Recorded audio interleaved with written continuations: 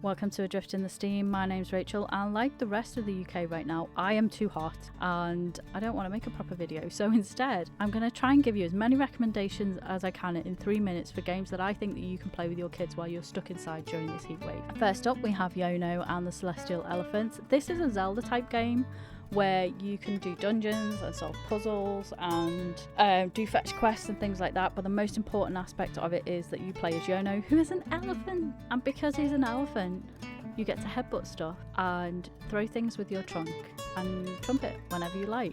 There's also skeletons and robots, and it's got quite a nice little story going to it as well, but the most important thing is you're an elephant and you can do little trumpets whenever you want. Next up, we have Alba, a wildlife story. In this game, you play as Alba, who travels to visit her grandparents for a holiday on a very lovely but slightly neglected Mediterranean island that they live on.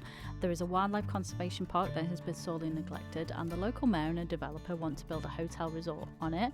Alba is having none of this, and her and her friend decide that they're going to set up a petition to stop this from happening, and they're also going to fix up the island as well. You do this by cleaning up graffiti, fixing up various things for villagers, fixing up the wildlife conservation area, picking up litter, and most importantly taking lots and lots of pictures of the local wildlife.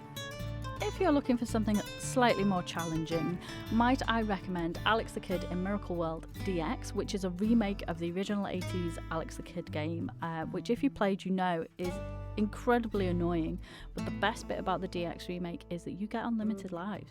If you've never played it before, it's a basic platforming game. You are Alexx, who does a martial arts called shellcore, which is basically punching, and you have to punch your way through various levels to get to Janken the Great, who has turned some of your countrymen into stone, and you've got to save the kingdom.